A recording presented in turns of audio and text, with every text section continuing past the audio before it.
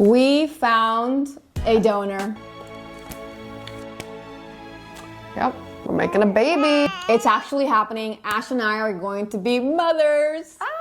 Stick around for the end to see who's having a baby first and when we're actually getting pregnant. We'll be posting 2 videos a week. Every Monday and every Thursday at 9 a.m. Mountain Central Time. So stay tuned for all those videos. And make sure to click notifications so you don't miss out on any of them. It helps us a ton.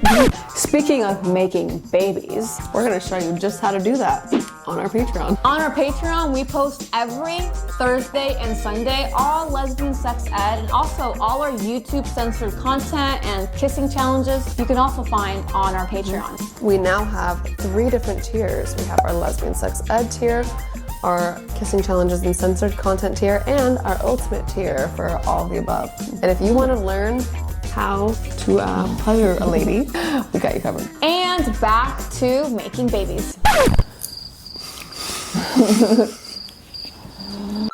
We don't even know where to begin. This whole baby journey is a headache when you are a lesbian. Almost so many options that it's overwhelming, but also all the different options, every single one of them is a little complicated. And expensive. Originally, we were gonna go through the IVF, reciprocal IVF route. Yes, that was gonna cost us a pretty whopping $30,000. I don't know if people know what reciprocal IVF is. I think we should explain it. Yeah, reciprocal IVF is basically where my eggs are taken out of me, mixed in a little petri dish with the donor, and then made into an embryo already, and then that embryo is put inside her. So it's basically she's carrying my eggs. I liked the idea of it because it's kind of like we're both a part of the process. I'm carrying the baby, but it's your baby, and it just, to me, felt like, wow, we're like both making this baby. Which isn't necessarily fair, because I think no matter what way you make a baby, you're still both making a baby, let's be honest. But I like the sentiment of it. However,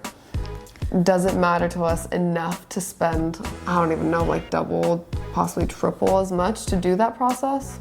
I don't think so right now. Yeah, that's what we've kind of decided. Because we found this amazing sperm donor that we are going to keep private until we decide not to, it really changes a lot of choices for us that weren't choices before. Like turkey baking it. How do you say it? Turkey basting it. Baby, I always just say that as a joke. Right?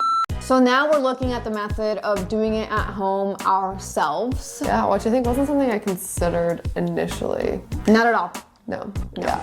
But we're starting to come around to the idea. The donor has changed everything for us, and now we feel comfortable taking other choices into consideration, and that's why we are no longer doing reciprocal IVF. To be honest, I think we both had this very particular idea of what our family was going to look like, and that was going to be 2 daughters.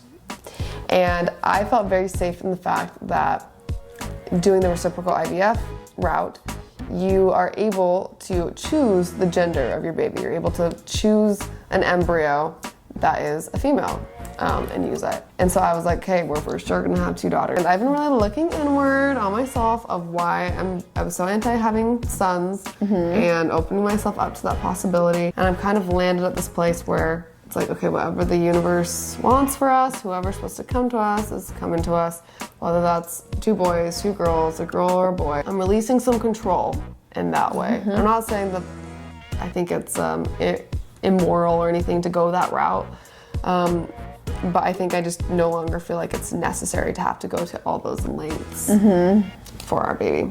And honestly, I think it would be a very, very intimate, I think it'd be a very intimate experience to do it from home together. And because that's opened up for us, in finding our sperm donor, we thought, oh my God, okay, it's done, we did it, let's just take the sperm and put it away. It literally should take no more than 24 hours. Tell them to go to the clinic. Yeah, just, you know, put it in whatever they put it in and store it for us. That was not the case. No, yeah, we are making the choice to go with a donor that we know, And so, because of that, we have to go, we're not choosing through a catalog of sperm donors. I didn't realize how difficult it was to go this route. Apparently, if you're wanting to actually know the donor that you're going with, it's a whole longer process to go about that.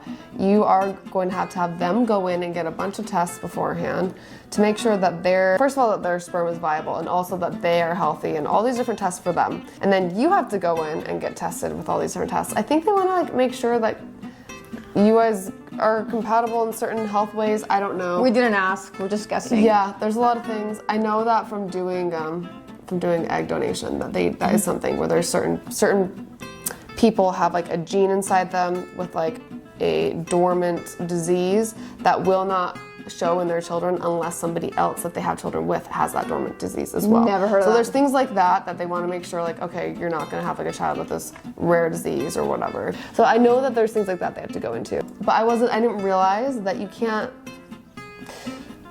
do that, they have to go on for tests. You have to wait to get the tests back like multiple weeks. We're talking waiting a month for this at least to happen. Yeah, for the whole process. So that's currently where we're at right now. But we wanted to hop on YouTube and share about this experience because it's something that Ash and I had no idea about.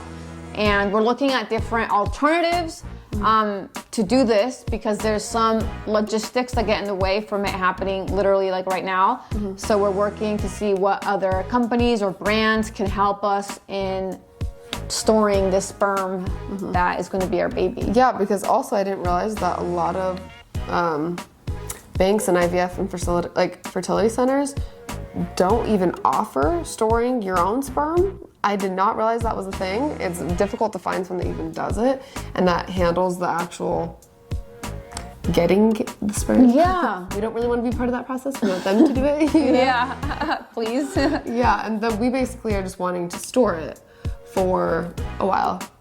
But we want to have it, we've got ready to go.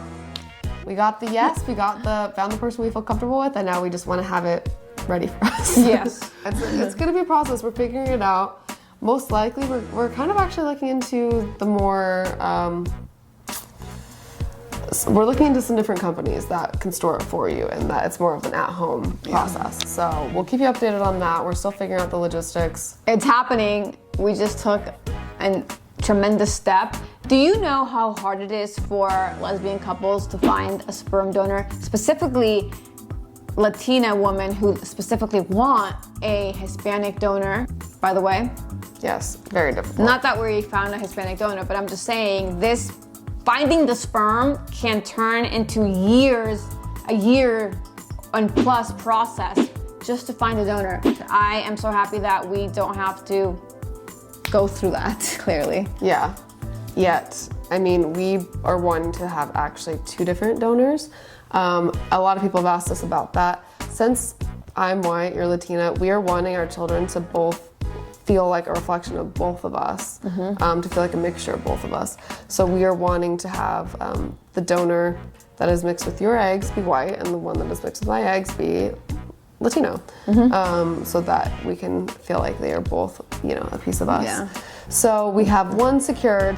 The white one is secured. Now we have the more elusive one to find. The hard one. Yeah, I guess we have time to figure that one out. Needle in the haystack. Here we go. Yeah. Yeah, let's talk about the Hispanic culture. Yeah, that's what I was just gonna say. Yeah. We found out credit isn't just to us. I listened to a whole podcast episode from Eden and Jay, who are a Latina lesbian couple, and they are going through this process right now of finding a sperm donor, and they have been looking for they looked for like a year and a half, I think, before they finally found a good donor.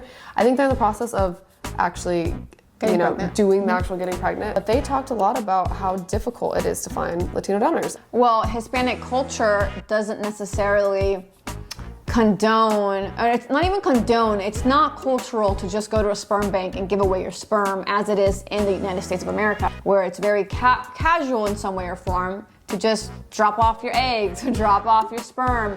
That doesn't happen in like Peru or Mexico. It's just not normal.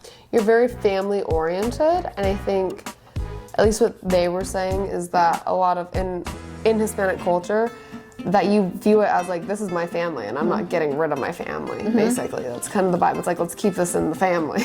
Okay, well, not the, okay. Yeah, no, I hear you. But same with Black people, African Americans. Oh, is it difficult to find? It's very difficult to find African American donors. I was reading about how hard that is. My condolences to those who have to go through that and dig for that needle in the haystack. But it's a reality in the lesbian community, and it's something that we should definitely be knowledgeable of. And the only reason why we're knowledgeable of it is because we're going through these trenches. Yeah, so we will keep you updated on finding our second donor. But that being said, when are we actually getting pregnant, babe? So it's gonna be when Ash is right about to finish her schooling in 1.5 years from now. While she's in school, she'll be getting me pregnant. Yeah, that's how it's gonna happen. Yeah, we're wanting to get pregnant around the time that I am about to finish school, so that I will already be done with school by the time the baby actually comes. So, but I think we might have to start on a lot of tests and getting things rolling Before then. while I'm still in school, obviously. Yeah, exactly. So I don't know. So probably maybe in like a year, we'll probably start the actual process. In 1 year, we'll probably start trying. And here's the thing. We want Virgo and Capricorn daughters or sons, whatever happens. We need to time this. And we want to time it as best as possible. And then if it doesn't happen, it's not the end of the world. But that's also something that we want to time. But yes. We'll see if that is even a luxury in our life at that point. Who knows? We'll see. We're going to be documenting the whole journey, so you won't miss a beat. Yep. Stay tuned to watch our babies be made. Yeah, stay tuned. We love you, YouTube fam. Thanks for being here. Don't forget to like and subscribe and share, like, subscribe, share, leave a comment. Oh my God, that helps a lot with our engagement. Yes, please. But we appreciate you being here, and we will see you soon. Ciao. Bye.